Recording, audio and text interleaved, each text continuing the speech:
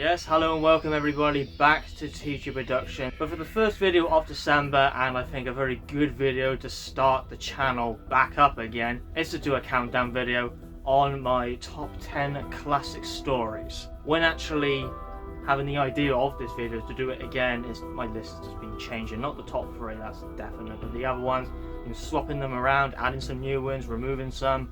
Because there's so many classic stories there are, so many great stories in the classic series. I won't be able to mention all of them. So down in the description I will do an honorable mention sort of thing, I will. But yeah, this is the top 10 classic stories.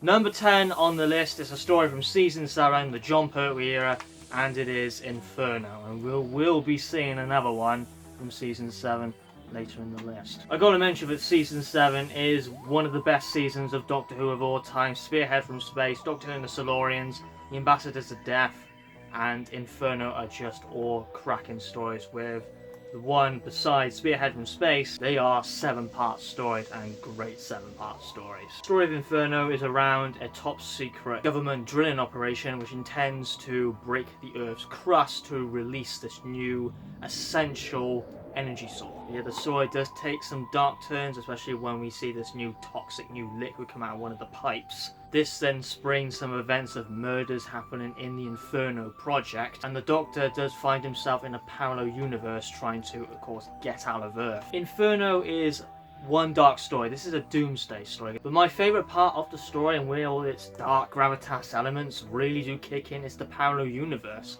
Because we see characters like Liz Shaw, the Brigadier, Benton, you know, characters that the Doctor works with and whatnot and gets along with, or sometimes like the Brigadier.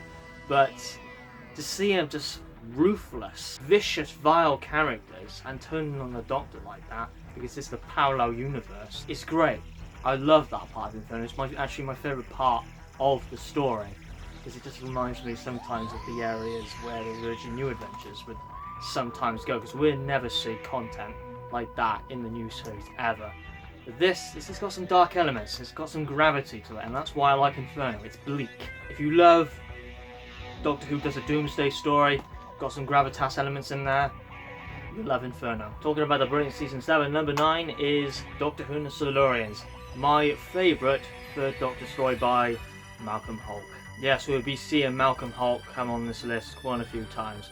The Doctor Who and the Silurians, to me, it defines what a third Doctor story is about and what it needs to be a perfect story. It's earthbound, it's political, got animosity with the characters, character development is all there, characterization, aliens, what their intentions are, how they act, all brilliant. How it plays out from start to finish is great. Some people do complain the story's a little bit slow moving and the pacing isn't quite there. Well, yeah, I would say compare this to Inferno. Inferno does have better pacing as it sort of builds up. This one can be a little bit just slow, really, just tedious for some people, but I don't get that. And as well, some people complain about the music. I quite like the music. It feels alien and it matches the Silurians quite well in my opinion. Yeah, this third Doctor story's just got everything. Action, political aspects to the story. It's just got everything you would love from a third Doctor story. And I definitely like the whole idea of humans and the Silurians. That humans, they would not live with the Silurians in peace, you know, because of fear and whatnot. So there might just be a massive war between the two, so humanity would not do that risk of letting the Silurians live with them in peace and harmony. It wouldn't work. So what they would have to do is a genocide, kill them all. So the Silurians, they think pretty much in the same way. Well, their leader isn't very, well, vicious compared to one of the other Silurian characters who wants to just completely annihilate humanity, pretty much. But yeah, we see the side of both human and Silurians, and the fact that humanity wouldn't let Silurians live in harmony because they're alien. It's like xenophobia a little bit it is. But yeah, fantastic story. I personally can watch this all in one go. I did at one point and it was fine. I didn't find it slow or tedious or convoluted in any way. Loved it. Brilliant at number 9. Number 8 on the list. The most criminally underrated story in the history of the show. It sucks, it does, so much of how underrated it is. It's the Faceless Ones. I actually can't remember who wrote this. Was it Malcolm Hulk? I'm gonna have to check. I can't remember who it was. I swear it was Malcolm Hulk. Yeah, Malcolm Hulk and David Ellis. Yeah, I don't know why on earth I forgot that. But Malcolm Hulk can just do Earthbound stories so well and just put some realism into it. That's why his stories are so successful, like the Faceless Ones. People disappearing, complete mystery on this airline called Chameleon. The Faceless Ones is just shrouded in mystery, and that's why I just love so much about it. Just how the story works and plays out. That's what I love about Malcolm Hulk, just a sense of realism to his stories. Doctor Who and the Silurians, the whole concept of xenophobia. I don't get it, I really don't get it. Well, maybe I do actually, because it's a missing story. It doesn't exist. Only episode 1 and 3 exist. Parts 2, 4, 5 and 6, they do not exist. We do not have them. We have the audio in its entirety, like all the other missing episodes, but the actual visuals, we don't have it. And it sucks really, because it's so underrated. This suffers the enemy of the world, this does. With enemy of the world, no one talked about it. Some people listened to it, said it was okay. When we had the visuals, everyone pretty much praises the enemy of the world now. And I hope to God it can happen one day to the Faceless Ones. It is the departure of Ben and Polly, which is a little bit meh, I would say. The ending, it didn't really know how to end the Faceless Ones. It just ended rather anticlimactic, and then just have it like a little cliffhanger for Evil the Daleks, really. It didn't really know how to end as itself, really, and it just really just mentions Evil the Daleks is coming up. That's my only problem I have with the Faceless Ones. Everything else is a solid perfection, gold. And I do not want us to tell you the entire plot of what the Faceless Ones is about, because I want you to find out for yourself. Because it's just such a cracking story, and how it plays out, how it was written, and performances are great from like Polly. There's something going on with Polly, I'm not going to say anything about that. Jamie has nice interactions with a character called Samantha, who was, I believe, to be a companion, but she didn't want to, I believe. I don't know if she didn't make it.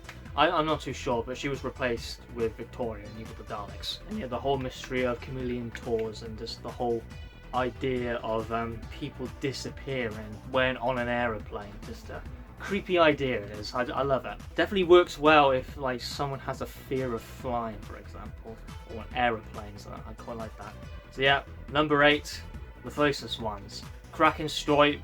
Just get Lost in Time box set, watch episode 1 and 2, sorry 1 and 3, and listen to the audio, or watch the reconstruction of the missing parts. Trust me, you need to. And for number 7, we have another story which is missing. The entire thing is missing, which is a surprise because this one had the most amount of prints. But we don't have any of it. It's Marco Polo. I've listened to this story about 4 times this year, and I love it. I absolutely adore Marco Polo. It's a wonderful 7-part story. Again, like Doctor and the Silurians, but this is more to the fact that it's missing, and we don't have the visuals, only the reconstruction and the audio.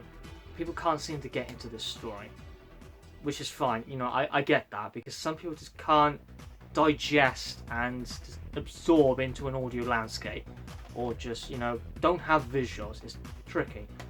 But I'm someone who loves Marco Polo, and I love it so much to the point that yes, now it's on my list. The best thing about Marco Polo is just all the characters and what they do, how they're involved in the story. The Doctor and Marco Polo have troubles because Marco Polo's taken the key to the TARDIS, because Marco Polo and Tigana and the rest, like travellers, are afraid of the TARDIS because it has like supernatural abilities to them. That's how they perceive the TARDIS, and that's like how it's personified to them.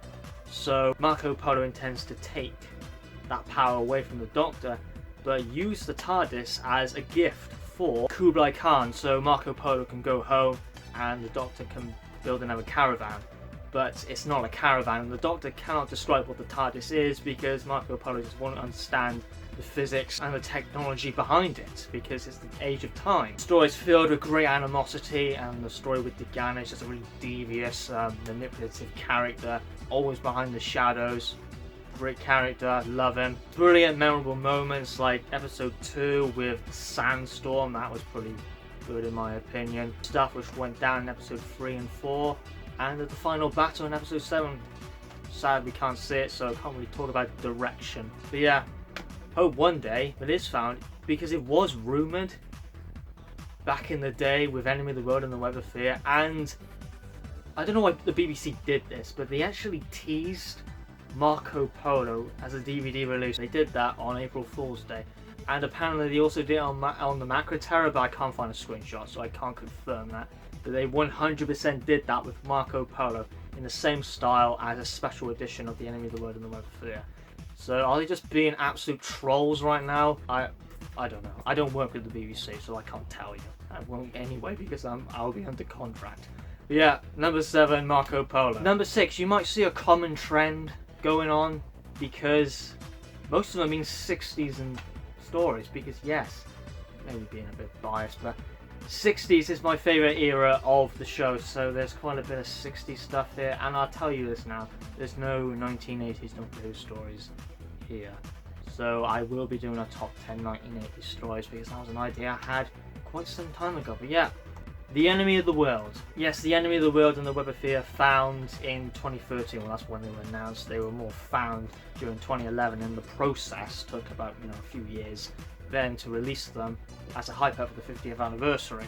They were rushed because they don't have any special features on them, for pig's sake, but it's to make money, so they didn't really faff around with the releases and take ages to get them released. They wanted these to be released pretty quickly. The Enemy of the World is Doctor Who does James Bond, essentially. And my word, is it brilliant. This is wonderful. A lot of people love this story. Back in the day when it was missing, when people talked about Enemy of the World, it was very little. Very little discussion on Enemy of the World, and the Web of Fear just completely overshadowed it. Pushed it away, because the Web of Fear was popular even when it was missing. So that put the Enemy of the World in a situation where it was just completely overshadowed, overlooked. Same thing applies for the Faceless Ones, because even the Daleks is right next to it, and Power in the same season. So what do you expect, the Faceless Ones would just be completely invisible compared to Power and Evil, because Power and Evil are perceived as greater stories, and plus they're Dalek stories, that's why. This is so good, this is. Most of all by Troughton's performance. Troughton is my favourite actor of all time. I admire this person, I do. I love him. This really shows his versatile acting in this one, because he's playing multiple roles here. He's playing the Doctor, of course, he's playing Salamander, and he does very good playing a devious villain. He's done it before in TV and film and whatnot.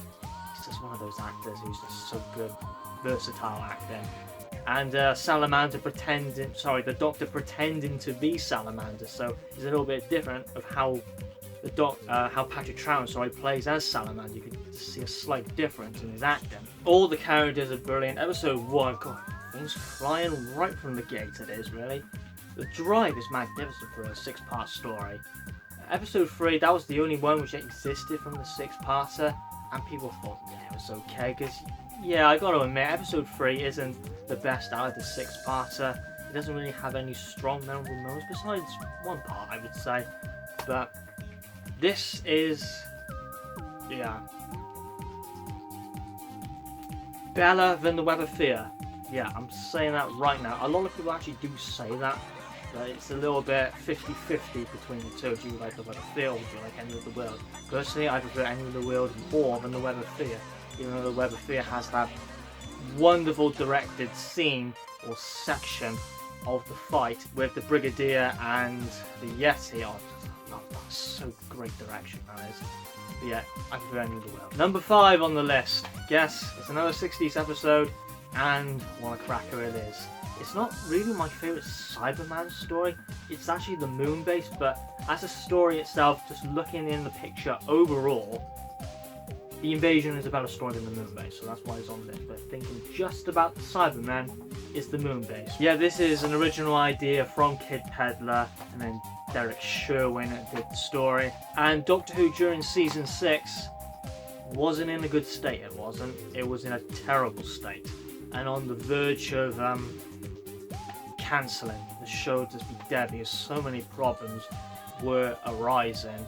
Inept scripts, problems with the cast, things basically went downhill after Fury from the Deep when Deborah Watling left. That's when things turned for the worst really for the show, and season 6 was completely changed and whatnot, and the Dominators itself really made things worse with really bad things going on. But anyway, we're not on about that.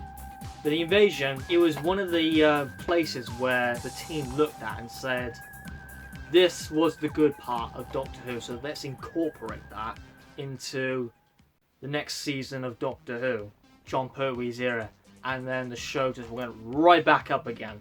It got out of that critical situation where the show was in during season 6. And yeah, they looked at the good points, strong points of what people liked about Doctor Who. It's the Earthbound stuff because they found realism out of it and whatnot. And yeah, Invasion, it was one of them they were looked at, and the whole of season 5. They looked at the Abominable Snowman, the Ice Warriors, Enemy of the World, Web of Fear, Fury from the Deep.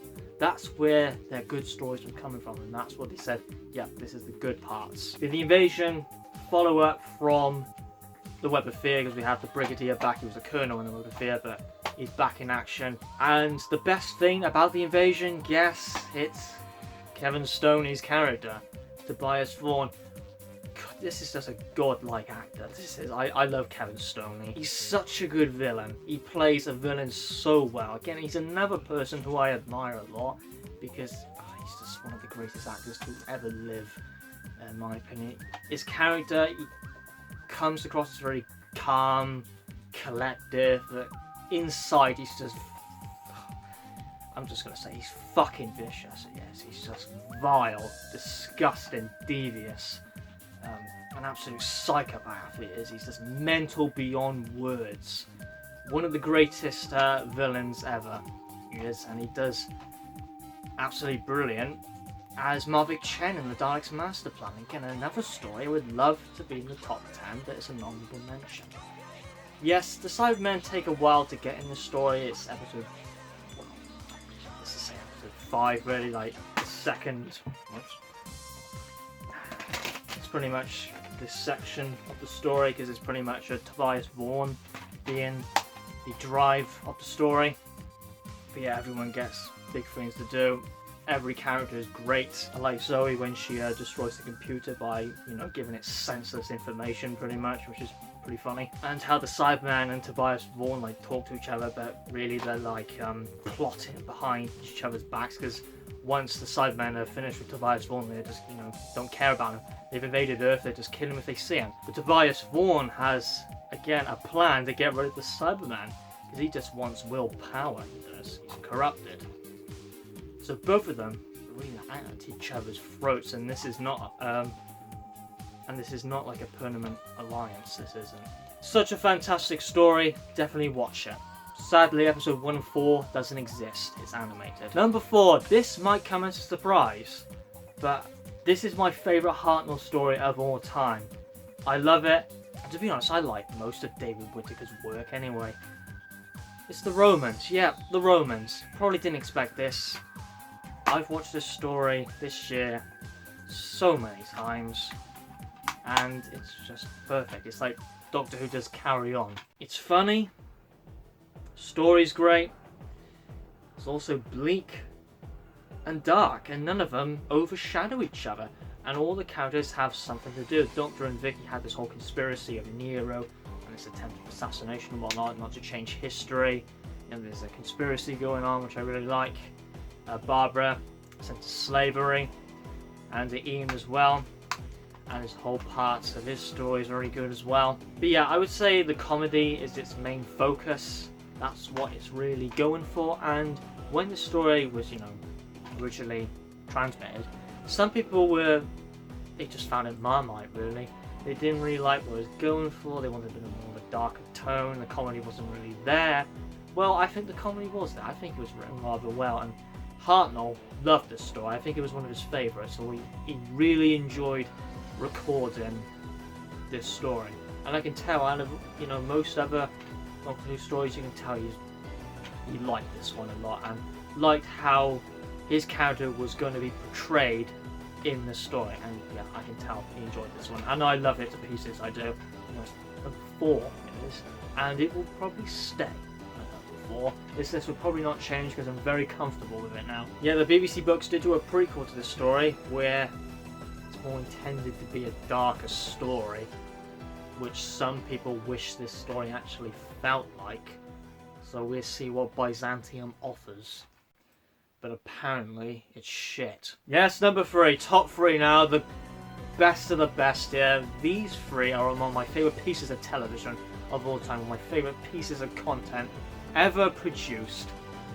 Seriously, works of art. And number 3 seriously saddens me because it doesn't exist. Ladies and gentlemen, I'm obviously on about Power of the Daleks. My god, this is absolutely brilliant.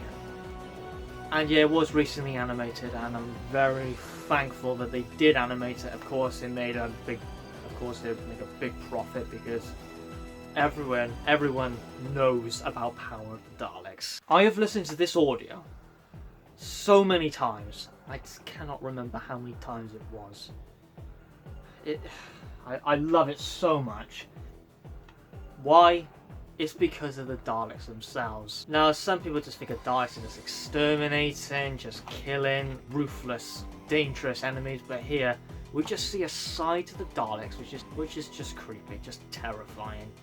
They start with no power whatsoever. They're weak, and they have no offensive capabilities at all. A really good tactic the Daleks use is manipulation. Manipulating people. And they do it so well and creepy, like, I am your servant, but they just say it in such a sly way, which just gets under your skin, because they're just being so deceitful. And Lesterson, one of their characters, doesn't even see it, because he's so blinded and closed-minded and, say, delusional about his accomplishment of reviving the Daleks. He's completely closed-minded about the situation where the Daleks are ruthless, they are. And they cannot be trusted, and they are mentally manipulating them to the point where they start manipulating the entire colony. Lesterson is one of my favourite supporting characters because when he finds out he's done wrong, he really develops like neurotic.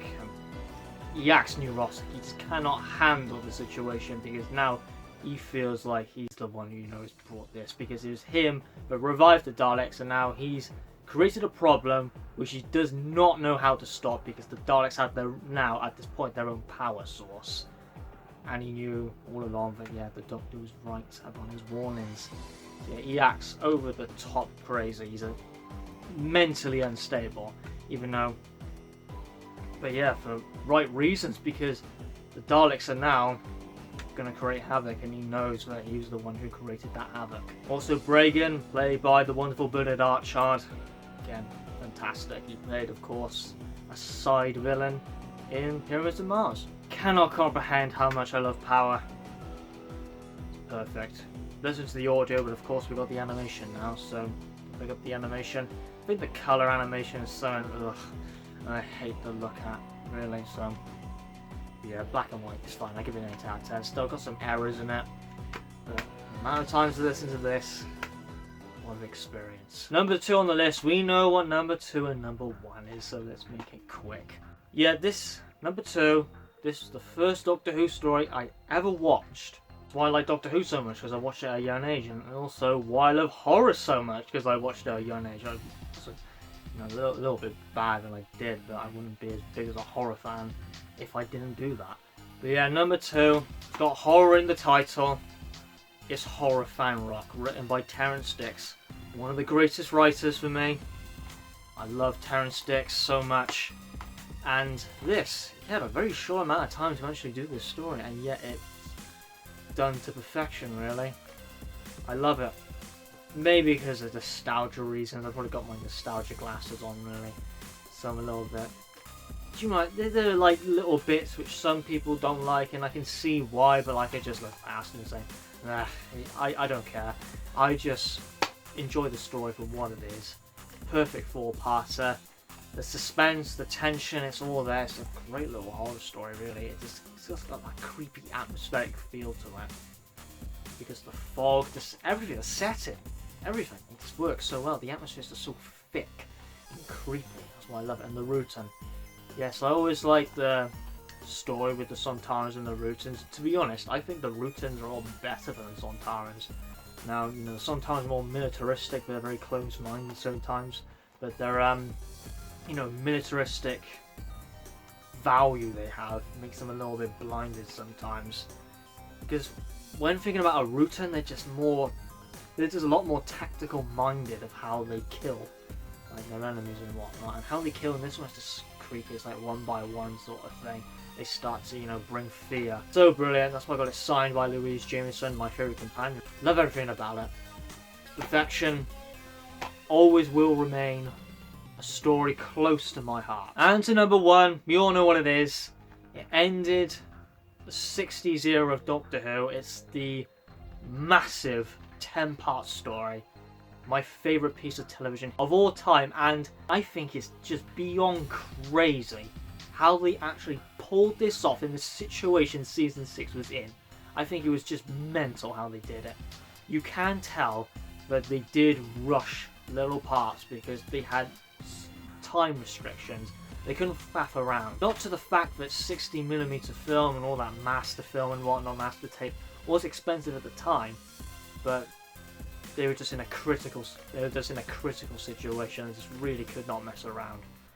This is the 10-part epic, The War Games, written by Terrence Dicks and Malcolm Hulke.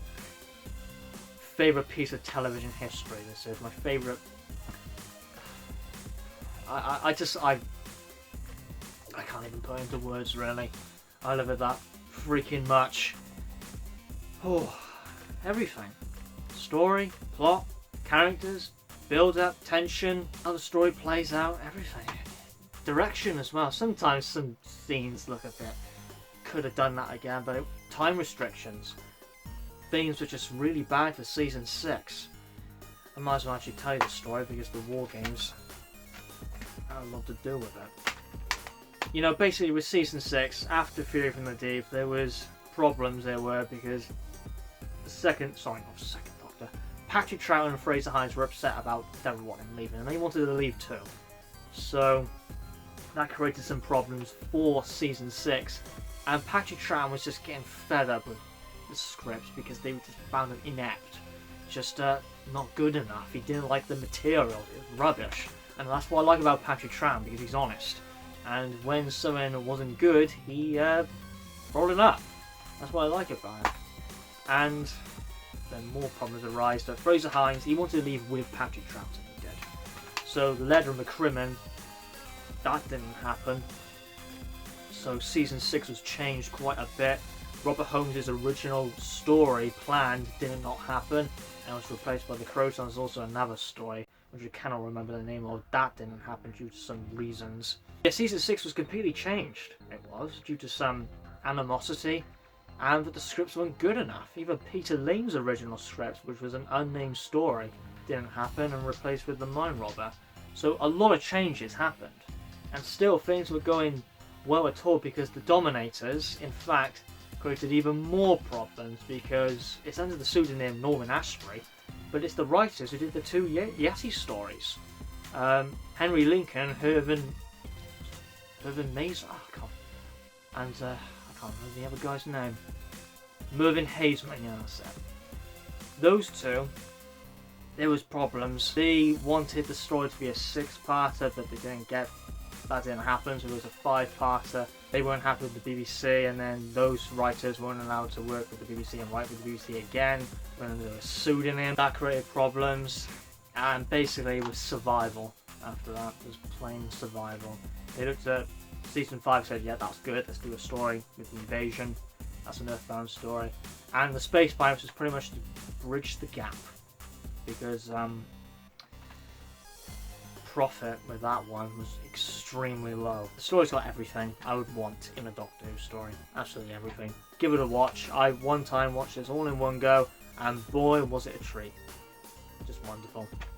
Yeah, as I said, 10-part story. It's a bit of a beast. definitely worth a watch if you haven't already. If you haven't already, I'm gonna rant at you. No, seriously, give it a watch because it is unbelievably fantastic. So yes, that is my top 10 classic stories. That's it. I'm very happy with it. I'm definitely happy with the top 3, but yeah, I think the others are staying where they are. And maybe there might be some odd ones on there which you wouldn't expect, like the Faceless Ones, because I just find it so criminally underrated. It's depressing how underrated it is. One day, maybe one day. The Romans, perhaps, you know, there might be some odd ones, but that's what makes a top 10 list like interesting, because, you know, I won't have like obvious choices. Some of them are quite obvious, which you would definitely see, like Inferno, for example. That's quite an obvious one. See, that's the first video of December. My next video is an idea I had. Doctor Who, the top 5 controversies that's happened with Doctor Who. I've never seen a video like that done. I've seen like web links, but not a video. So I said, yeah, I'll do that. I'll do a video on it because I got some interesting topics to talk about. Might be quite an interesting video. So yeah, that's the next video, which will be uploaded. I know I'm recording all these videos in November, but that will be out Sunday the 3rd of December. If I can remember my scheduling. Yeah, this should be coming out Friday the 1st of December. So yeah, thanks for watching this video on 2D Productions. If you want to follow all my like social media links like Twitter, I can also do some updates on there on the channel, like stuff I've got. Instagram as well, Goodreads, because there'll be a number of Doctor Who books and, you know, books generally, which I'll probably never review on 2D Productions. So if you want to, you know, see my book reviews and whatnot, then Goodreads is a good place to check out all those snazzy jazzy stuff. That is all linked in the description down below and also in the outro. So thanks for watching, and of course, have a good one.